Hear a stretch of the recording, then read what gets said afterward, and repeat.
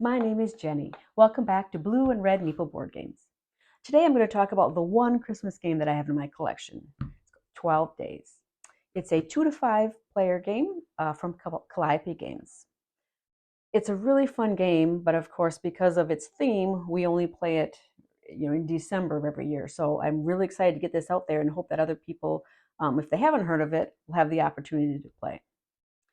So you can see it's a nice little small little box size, and it comes with two different types of cards. You've got your day cards and your gift cards. So as the name would suggest, it's based on the 12 Days of Christmas song. So in the gift deck, there are cards numbered from 1 to 12. Number 1, of course, Partridge in a Pear Tree, and then number 12 would be the 12 drummers drumming. Just like in the song, there's only one partridge in the pear tree. The number 2 card is 2, and it goes up. So 12, there are 12. The object of the game is to collect sets and try to have the most of a set to earn points. So there's only one card, so whoever has the 1 is going to get 1 point. Whoever has the most 2s will get 2 points. Going up until you get to 12, whoever has the most 12s when the game is done will get 12 points. Another way to earn points is by collecting the day cards. So they'll be placed face up on the table with the number first day on the top and then 12th day on the bottom. The way to win these cards and earn the points is by winning the trick. And you win tricks by laying the lowest card. So you start with your day's cards out on the table and then the deck. So everyone starts out with 12 cards, and it doesn't really matter how you order them. I do them like I do a standard deck. So what I start out doing is I look through my hand, kind of want to see what I have sets of and what I have single cards of, and then what my lower cards are, because the lower cards are the ones that are going to win decks. So I would like to keep those in my hand, and that's not really cards that I want to get rid of, at least not in the beginning. So you start out by passing one card to the player on your left. Typically what I'll do is I'll kind of look for cards that I have singles of or cards sort of in the middle range. So I have a single 7. So I am going to pass that face down to the player on my left. The player on my right will do the same thing and pass me a card. I don't look at it at this point, because next I have to choose what card I am going to lay to try to win this day card. Now, clearly at the beginning, you're not earning a lot of points. You're going to have 1 point, 2 point, 3 point. So I definitely don't want to waste one of my smaller cards on this since it's only worth 1 point. So I think maybe I'll pick an 8. So I put that face down in front of me.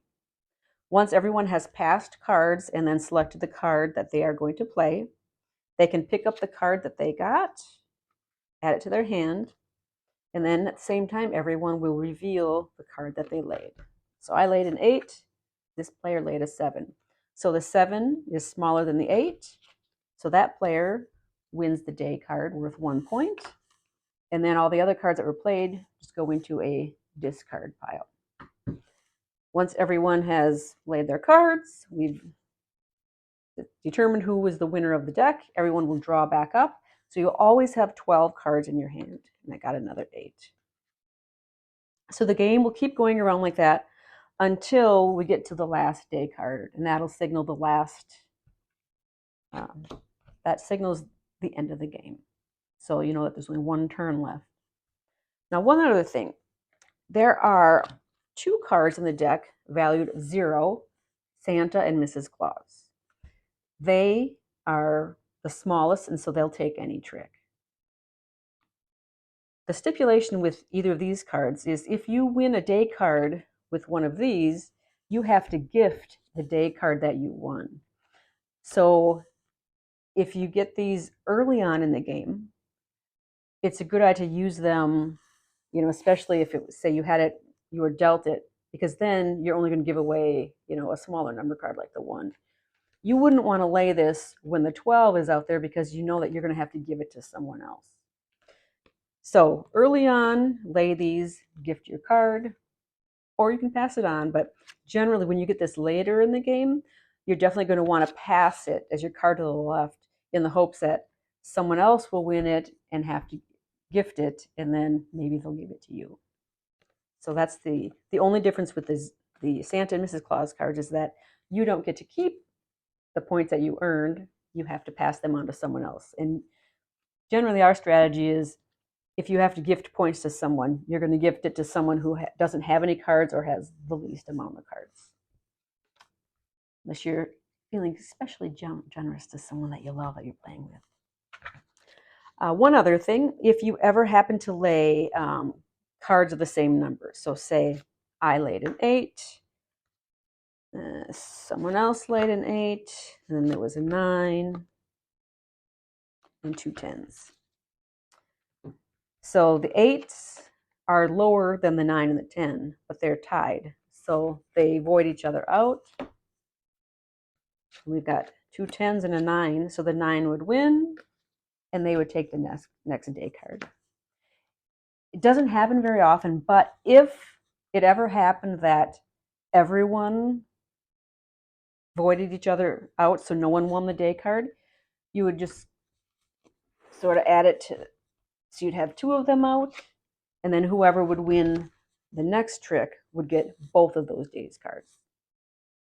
So that's how that works. At the end of the game, once the last day card has been distributed, then everyone goes through their deck and lays down all of the cards of each number that they have. So like, okay, so I'd put all my 11s in a row here. Another 11. Say I had a couple of 9s here. And then if someone else, let's see, we got some 9s over here. We'll say the next player had a couple of 9s. More. See if I can find those 11s. All right, and then we've got some 11s here as well.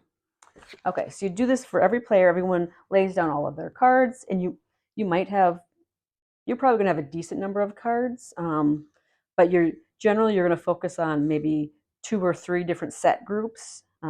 So those will have more cards than your others. So in this example, there are 1, 2, 3, 4, 5.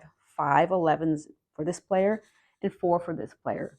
So the player with 5 earns 11. The person with 5 11s, which is the most, earns 11 points. So this person gets nothing for their 11s. Let me go to the next one. So this player had 2 9s, and this player had 3 9s. And that's more than anyone else. So this player gets 9 points. So you go through and you do that for all of the different card numbers. And once you've done all of that, then you'll add up the score of all of the day cards that you won. So hopefully you have, several of them. So you add that to the score for your cards, and then whoever has the most points wins. And that's it. It's a real easy game. There is some strategy, and so a lot of times if we're playing with new players, we may play a couple of rounds for them to get the hang of it, or even just do the first game without scoring and then play another one so that they have had a chance to kind of see how it works. So there's definitely strategy because you have to give up cards, and sometimes you might have a large number of higher cards, but you're at the point in the game where you're going to have to pass some of those. And the passing is another thing you really have to pay attention to, because you want to make sure that you're not passing the same thing, because you're always going to be passing to the same person. So you want to make sure you're not always passing the same card number, because we're collecting sets. And so if you're doing that, you're kind of helping them get points. So anyway, that is 12 days. A fun game. I'd say it probably takes maybe 20, 30 minutes, depending on who you're playing with and the number of players. But again, it's a 2 to 5 player game. I love playing it just because it's a really fun Christmas theme, and it is our only Christmas theme game, as I said. If you have any Christmas theme games that you enjoy playing, I would love to hear about them. And I hope that if you have not played this game already, that you have the opportunity to do so sometime during the month. Until next time, I'm Jenny. Keep playing games. Bye.